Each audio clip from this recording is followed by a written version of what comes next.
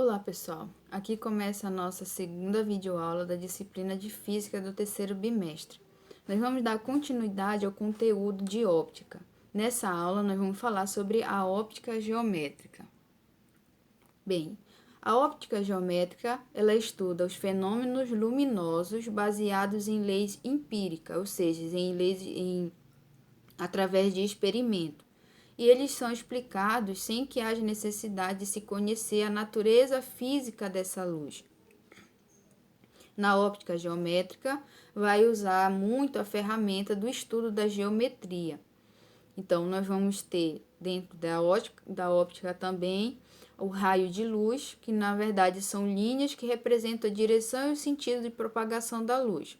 E essa ideia de raio de luz é puramente teórica e tem como objetivo facilitar o estudo, ou seja, as linhas que ao longo da aula a gente vai observar linhas representando, são esses raios representados teoricamente por essas linhas aqui, que vão mostrar a direção da propagação e o sentido dessa luz.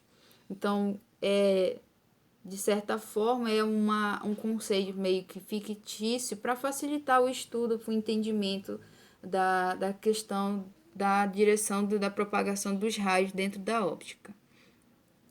E como todo evento físico, temos os princípios que regem essa óptica geométrica.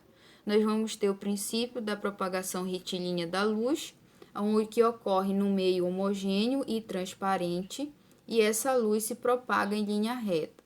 Aí nós vemos no nosso exemplo a questão da formação da sombra, que mesmo nós temos uma fonte de luz, mesmo a gente tendo uma fonte de luz, que pode ser uma vela, uma lanterna, essas linhas desses raios emitidos por essa fonte de luz, eles vão se propagar em linha reta. Eles vão atingir aí um obstáculo, mas de qualquer forma eles vão passar em direção, os raios vão passar por esse obstáculo e bater, por exemplo, numa parede, em algum outro objeto, fazendo assim, por exemplo, a formação da sombra. E essa formação da sombra na parede aí, que ela foi iluminada, ela vai fazer chegar assim nos nossos olhos. Porque nós temos a fonte de luz que vai ser emitir, né, vai incidir esses raios de luz, e esses raios vão ser refletidos. E eles vão ser refletidos em várias direções. E no momento em que eles são refletidos, principalmente para os nossos olhos, é quando ocorre a formação da imagem do objeto que está emitindo, que está refletindo aquela luz. E essa luz, ela vai fazer com que ocorra a formação da sombra, quando esses raios de uma fonte, eles batem no obstáculo e eles ultrapassam, propagam em linha reta em direção, por exemplo, a uma parede, iluminando ali. E aquele obstáculo, que é onde não ocorreu a passagem dos raios, vai fazer a formação da sombra. O princípio da reversibilidade dos raios de luz, que é o caminho seguido pela luz, independente do sentido de propagação. Se ele é incidido da direita, ele vai refletir para a esquerda. Se ele é incidido da esquerda, ele vai ser refletido para a direita. Então, esse princípio da reversibilidade diz que esse caminho, a luz, ela independe do sentido de propagação. Como a gente está vendo aí no nosso exemplo dos raios laser, onde os raios batem, incididos pelo laser, batem numa superfície e refletem, né, de volta para a atmosfera em outra direção. O princípio da independência dos raios, onde um raio de luz, ao cruzar com outro, ele não vai interferir na sua propagação.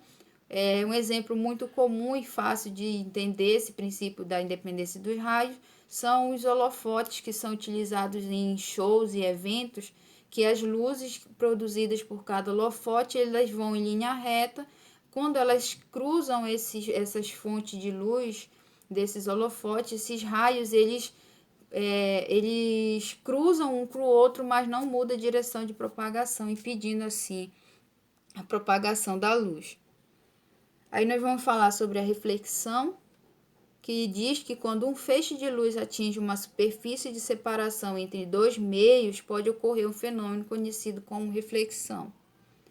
Então, essa reflexão é um fenômeno no qual a luz ela atinge uma superfície de separação entre dois meios e aí ela retorna ao meio de onde ela estava se propagando. Ela vai ocorrer em dois tipos: a regular, que vai ocorrer em superfícies lisas. Essa reflexão regular ela ocorre em superfícies lisas porque ela vai permitir que a gente veja com mais nitidez as imagens refletidas nessas superfícies. Como, por exemplo, a gente vê aí a questão dos raios que são refletidos por uma lanterna em uma superfície metálica. Esses raios eles vêm de forma paralela e são refletidos de forma paralela, ou seja, um do lado do outro. Da mesma forma como se fosse daí da imagem do lado, que é a mesma lanterna, os raios são incididos para a superfície, por exemplo, de um espelho, e aí esses raios são refletidos novamente para a superfície, da mesma direção, todos eles paralelos. Já na difusa, que vai ocorrer em superfícies lisas, que não ocorre em superfície lisa, mas sim em superfície rugosa, como por exemplo parede, a nossa pele, que é muito comum, esses raios, nós vamos acabar emitindo esses raios. O raio vem de forma ser incididos e eles vêm em direção a essa superfície paralelo, um do lado do outro. Só que quando é para refletir esse raio de novo para a superfície, quando bate nessa superfície rugosa, a direção desses raios eles mudam de direção. Eles vão sendo refletidos para direção diferente.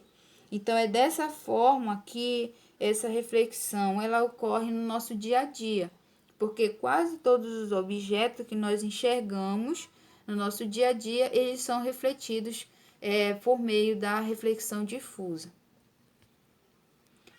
Aí, dentro da óptica geométrica, nós vamos ter umas nomenclaturas que vai ser representada por algumas letras. Por exemplo, na reflexão, nós vamos ter o raio incidente, que é aquele que é incidido que sai de uma fonte de luz. A normal, que vai ser uma reta imaginária da superfície do espelho no ponto onde o raio de luz atingiu. A normal vai ser sempre essa linha pontilhada aí.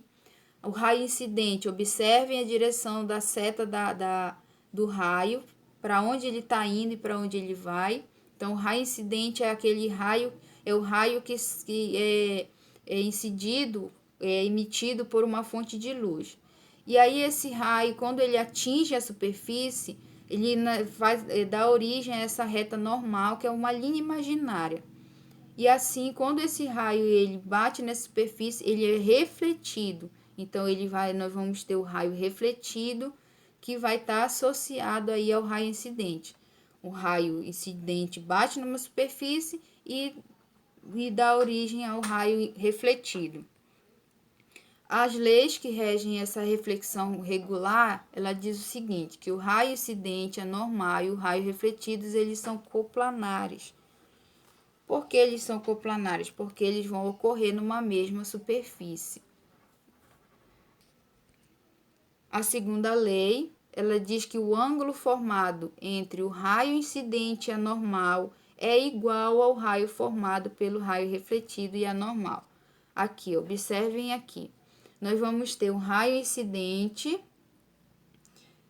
que, quando ele toca e toca aqui na superfície, nós temos aí logo o aparecimento da linha normal.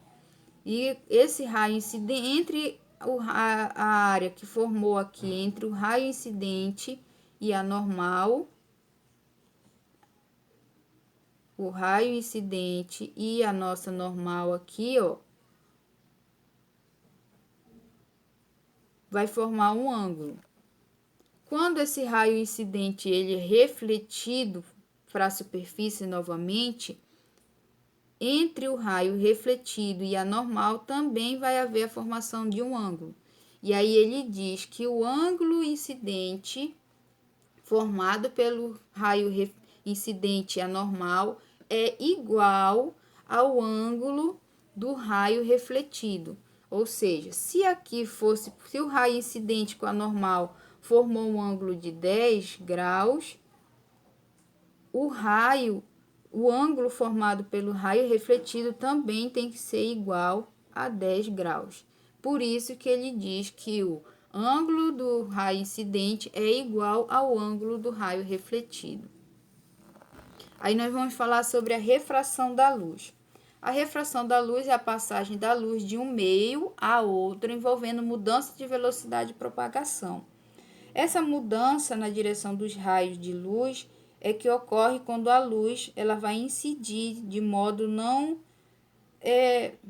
perpendicular, como a gente viu na reflexão, porque ela vai passar de um material transparente para outro material também transparente, só que esses materiais transparentes eles vão fazer com que essa luz tenha uma velocidade diferente.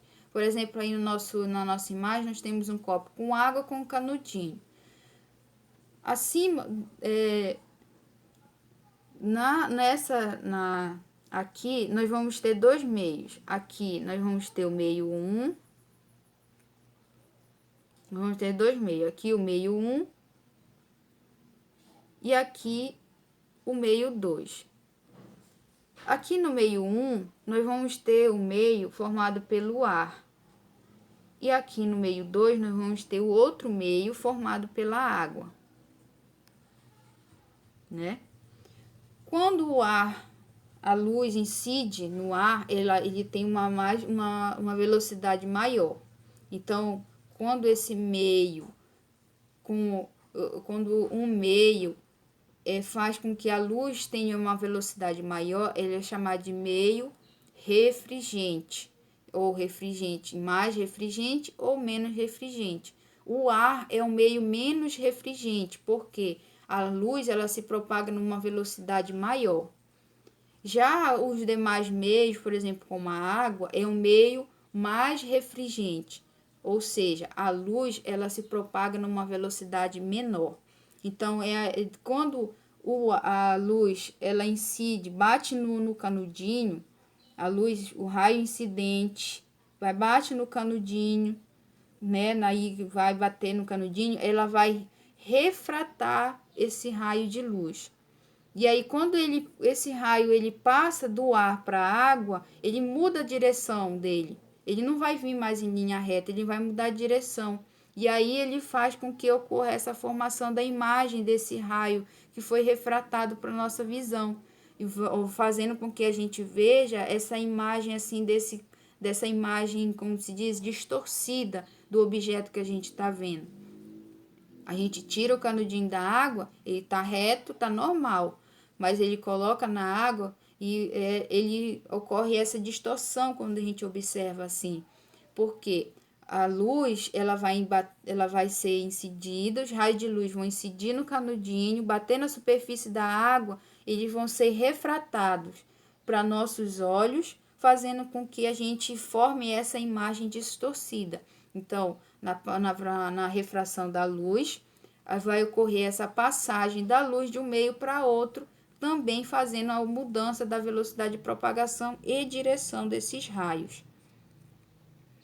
Aí a lei da refração, que é a lei de Newton-Descartes, que diz que a razão entre o seno do ângulo da incidência ou do ângulo incidente e o seno do ângulo de refração, que é o ângulo refratado, vai depender apenas dos meios no qual essa luz se propaga. Ou seja, como a gente viu lá no exemplo anterior, nós temos um meio que era o ar e o outro meio que era a água. Então, esses ângulos que vão ser formados aí, do ângulo incidente e do ângulo refratado, ele vai depender muito desse meio onde essa luz está se propagando. Então, ele vai ser, na verdade, considerado como uma constante. Por exemplo, aqui, nós temos o meio 1 e o meio 2. O meio 1, ele é um meio menos refringente. Então, a luz ela vai se propagar numa velocidade maior e numa linha reta. Quando esse raio que foi incidido aí, esse raio incidente, ele bateu na superfície e atravessou a linha do outro meio para passar para o outro meio, ao invés dele passar para ir em linha reta, como a gente observa aqui, ó, essa linha pontilhada aqui, que vem do raio, e essa linha pontilhada teria que ser a direção de propagação desse raio, ele tinha que propagar a linha reta.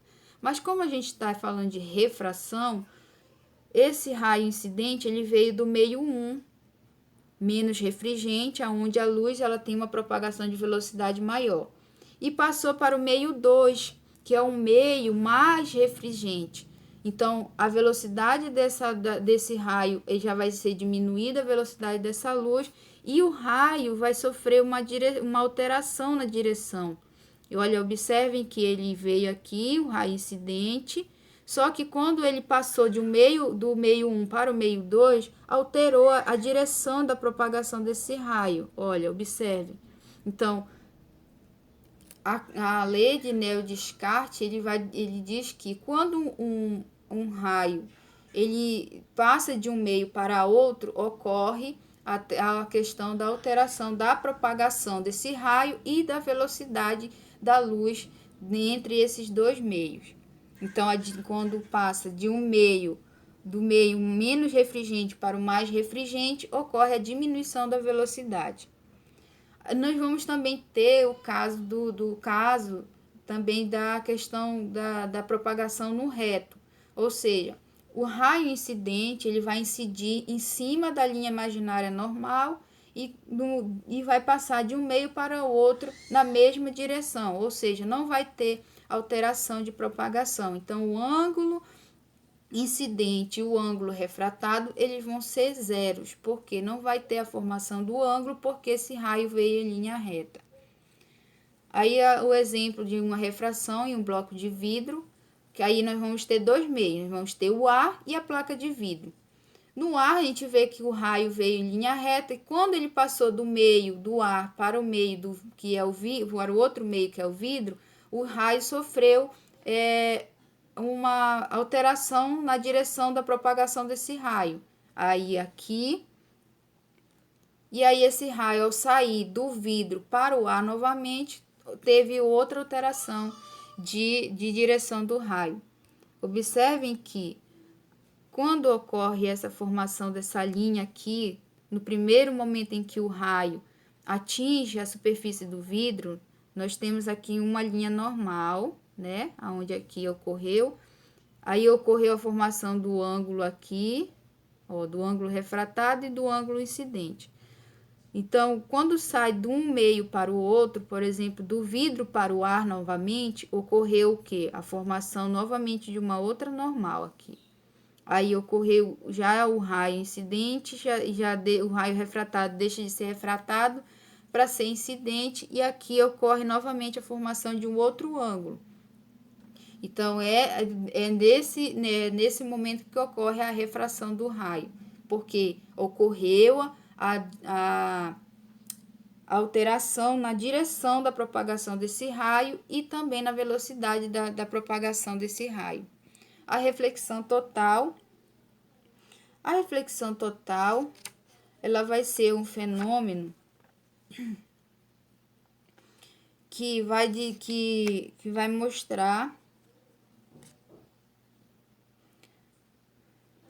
que, por exemplo, nós temos aí vamos imaginar que isso seja um aquário, e nesse aquário tem uma lâmpada no fundo do aquário iluminando da água para fora.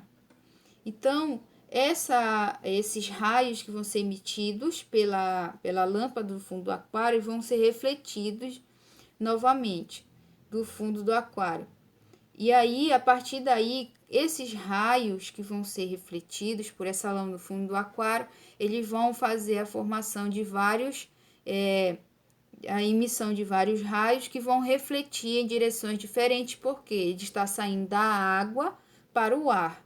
Então, a água é um meio mais refringente, onde a luz ela tem uma velocidade de propagação menor, para um meio menos refringente, que é o ar, que é a atmosfera, onde a luz tem uma velocidade de propagação maior. Então, quando ele sai da água para o ar, ocorre essa mudança de alteração na propagação desses raios fora da água. Forma-se vários ângulos, e quanto maior o número de ângulos, é o que ocorre a questão da formação, da reflexão da luz total. Aí nós vamos ter o ângulo limite. O ângulo limite, ele é o menor ângulo de incidência da luz em uma superfície de separação entre dois meios, a partir do qual ela é totalmente refletida. Então, o ângulo limite, ela vai ocorrer quando? Normalmente, o ângulo limite ele ocorre quando esse raio incidente ele forma um ângulo através do raio refletido, ele forma um ângulo de 90 graus com a normal. Por exemplo, nesse exemplo aqui, nós vemos que nós temos um raio incidente, quando bate aqui aqui entre o meio 1 e o meio 2, né, entre esses dois meios, o raio refletido vai refletir em linha reta entre os dois meios, formando aqui esse ângulo de 90 graus com a normal. Então, aqui nós temos a formação de um ângulo limite. Nesse outro exemplo, já não podemos dizer que temos um ângulo limite, porque o raio ele vai ser refletido novamente para o mesmo meio da onde ele foi,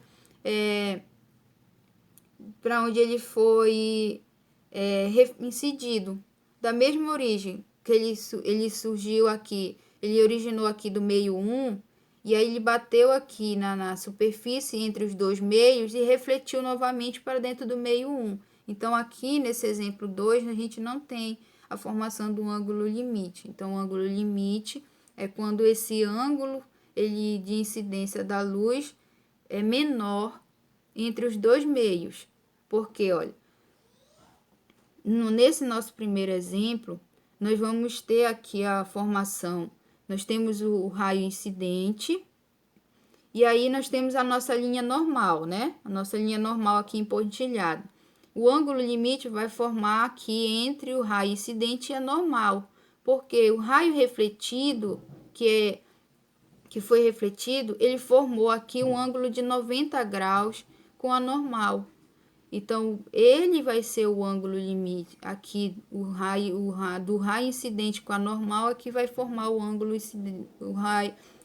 limite, porque vai ser menor. Pode ser um ângulo de 40, 45, 30, não sei, 60, do que o ângulo formado pelo raio refletido. Aí, aqui a miragem.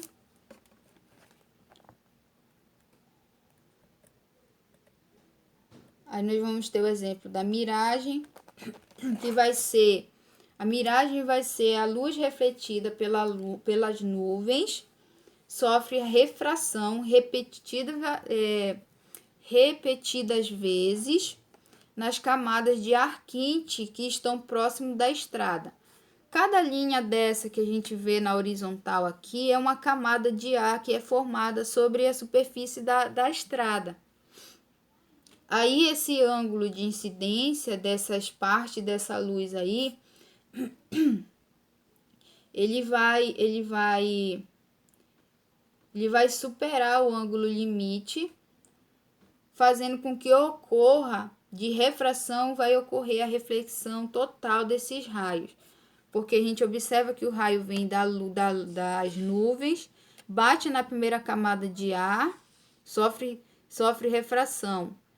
da segunda, terceira camada, e aí ele vai novamente sendo aqui refletido. Quando ele começa a voltar novamente para as primeiras camadas de ar, é que ocorre a reflexão total desses raios, que é onde esses raios vão bater no objeto, por exemplo, no veículo, para a formação da imagem. Então, é nesse momento que esses raios refletidos aí, pela reflexão total, que atinge o objeto, eles vão fazer o motorista ter a impressão de que a pista está molhada, mas na verdade ele só está vendo a imagem refletida pelas nuvens, porque a imagem que vai ser formada aí vai ser a imagem das nuvens,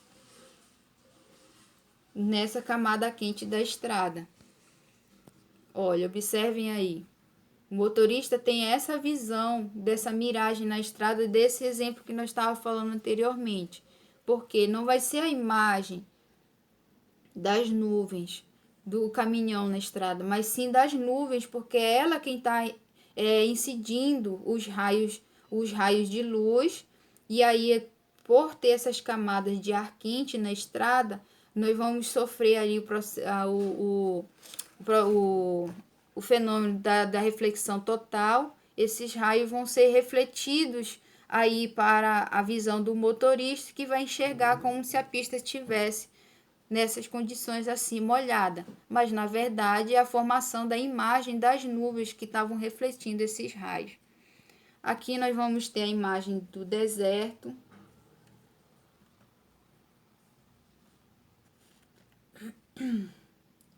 Que vai ser o mesmo efeito da miragem da estrada em dias quentes.